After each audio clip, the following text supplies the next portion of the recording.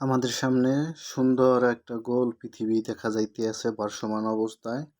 সে ভাসতেছে গোল একটা পৃথিবী। এখন উপরের দিকের পৃথিবী, উপরের দিকে যে বৃষ্টি নামতেছে, এখানে আমরা বাংলাদেশের মানুষ আমরা বসবাস করতেছি, আমাদের উপর থেকে বৃষ্টি পড়তেছে। তো আমাদের বিপরীত দিকে পৃথিবীর অপর প্রান্তে আছে আমেরিকা। বাংলাদেশ টাইম হচ্ছে যে এখন সময় 1:43 রাত্র। তাহলে আমেরিকায় অবশ্যই এখন দুপুর 1:43। তো আমেরিকায় বৃষ্টি হলো, বাংলাদেশে বৃষ্টি হলো, একই সময় বৃষ্টি হলো।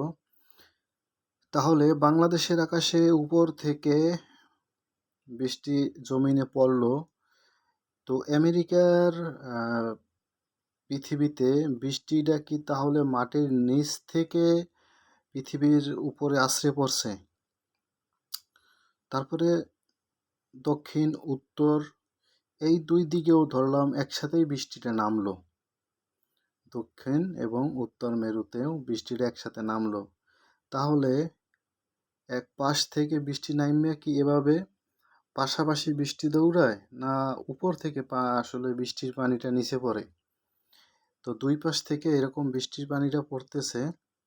এটা একটা হাস্যকর, খুবই হাস্যকর একটা বিষয়। পৃথিবীটা আসলে এইরকম গোল বানানো হয়েছে মূর্খতার কারণে। তারা পৃথিবীর সম্বন্ধে তাদের কোনো ধারণাই নেই। পৃথিবীর সম্বন্ধে নিচের ফটোটা দিকে খেয়াল করুন। নিচের ফটোটা যেভাবে গোল, চ্যাপ্টা গোল, যাকে বলে চ্যাপ্টা গোল। 1500 শতকে একজন বিজ্ঞানী সে সমুদ্র ভ্রমণ করে বলছে পৃথিবী গোল।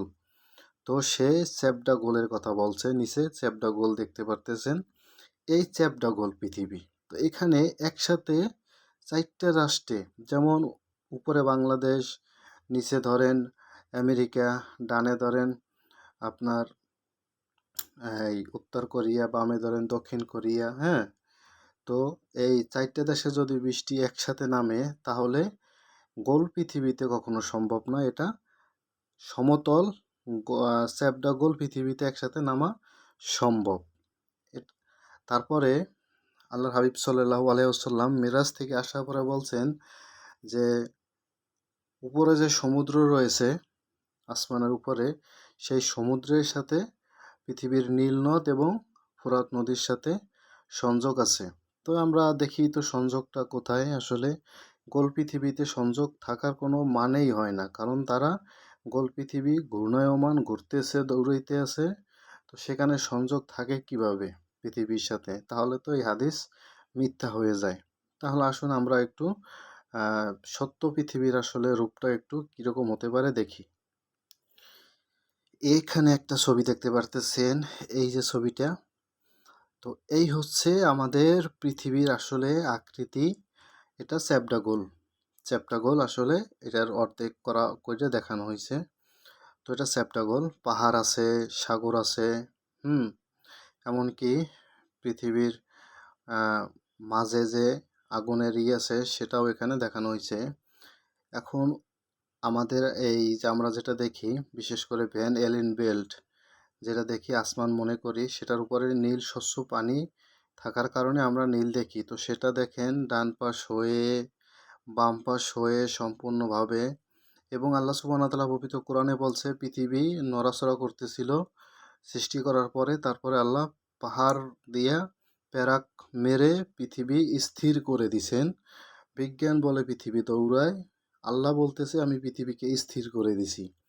এখন এই পাহাড় দিয়ে প্যারাক গাইডে আল্লাহ সুবহানাহু ওয়া তাআলা স্থির করে দিছে পৃথিবী। তো এখানে সেই প্যারাক দেখা যাইতে আছে। এবারে আসুন ফোরাত নদীর সাথে সংযোগ পানিটার কিভাবে হতে পারে? এই আসমান থেকে পানি এসে এখানে সুন্দর সুড়ঙ্গ, পৃথিবীতে পানিটা প্রবেশ করার মতন, এবং এখানে রয়েছে আর একটা শেষের দিকে এখানেও একটা সুড়ঙ্গ রয়েছে পানি পৃথিবীর এই সমুদ্রে আসার জন্য। এটাই আল্লাহ রসুল সাল্লাল্লাহু আলাইহি সাল্লামের হাদিসের সাথে সম্পূর্ণ মেলে। তারপরে যারা বলে পৃথিবীর চাইতে সূর্য বড়, তো তাদের এই ফটোটা দেখা উচিত। পৃথিবীটা যে গোল চ্যাপ্টা, তো সূর্যটা একসাথে পুরো পৃথিবী আলোকিত করে না। একটা ছোট্ট একটা পৃথিবী তার মতো 13 লক্ষ পৃথিবী এক জায়গা করলে সেখানে হবে একটা সূর্যের সমান। সেই সূর্যটা যদি পৃথিবীর উপরে থাকে তাহলে তো গোটা পৃথিবী আলোকিত হয়ে যাবে, তাই না? কিন্তু এই সূর্য যেদিকে যেদিকে যাইতেছে ওই রাষ্ট্রগুলো শুধু আলোকিত হইতে আছে, আর এই পাশের রাষ্ট্রগুলো রাত্র অন্ধকার হয়ে যাচ্ছে। তো সূর্য যে পৃথিবীর চাইতে ছোট এখানে, সেটাও স্পষ্টভাবে বোঝা যায়। এখানে আপনারা আর একটা জিনিস দেখুন, পৃথিবীর আমাদের উপরে যে ভ্যান এলেন বেল যেটা দেখি কাচের দ্বারা তৈরি, সেটা এভাবে উপর দিয়ে নিচ পর্যন্ত পাওয়ায় দিছে এরকম। তো চতুর্দিকে এরকম বাউন্ডারি দেওয়া আছে। তো এখান থেকে এই পৃথিবী থেকে কোনো মানুষ জিন পালাতে পারবে না। আল্লাহ সুবহানাহু ওয়া তাআলা সূরা রহমানের 33 নং আয়াতের ভিতরে বলে, ইয়া মাশারাল জিন্নি ওয়াল ইনসি ইন ইসতাতাতুম আন তানফুযু মিন আকতারিস সামাওয়াতি ওয়াল আরদি ফানফুযু লা তানফুযুনা ইল্লা বিসুলতান। আল্লাহ সুবহানাহু ওয়া তাআলা মানুষ এবং জিনকে চ্যালেঞ্জ করছে, তোমরা যদি পারো আমার এই সৃষ্টি থেকে, আমার এই পৃথিবী থেকে তোমরা পারলে পালিয়ে যাও, বের হয়ে যাও, কিন্তু তবে তোমরা তা পারবে না। তো আল্লাহ সুবহানাহু ওয়া তাআলা আমাদেরকে এইভাবে চতুর্দিকে বেষ্টনী দিয়ে রাখছেন। এই জায়গাটা খালি রাখা হয়েছে শুধুমাত্র এটা বোঝানোর জন্য, আসলে এটা অঙ্কন করা হয়েছে। তো এবার আপনারা দেখতে পারতেছেন পৃথিবীর যে চতুর্পাশে যেভাবে বেষ্টনী দেওয়া হয়েছে। আল্লাহ সুবহানাহু ওয়া তাআলা সূরা রহমানের 33 নং আয়াতে বলছে যে এই পৃথিবী চতুর্দিকে বেষ্টনী দেওয়া হয়েছে, কোনো মানুষ অথবা জিন পারলে বের হইয়া যাও, তা যাইতে পারবে না। তো তার এই একটা প্রমাণ আপনারা দেখতেছেন যে এই ব্যক্তি একদম পৃথিবীর শেষ প্রান্তে সে যাওয়ার পরে দেখতেছে যে কাছের বিশাল এক বলয় দ্বারা পৃথিবী পুরো আবৃত করা।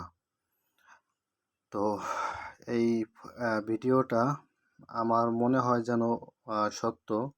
এখন এআই দিয়ে আসলে তৈরি করা কিনা জানি না, তবে আমার মনে হইতেছে এই ভিডিওটা আসলে সত্য হইতে পারে, আবার এআই দিয়েও তৈরি হইতে পারে।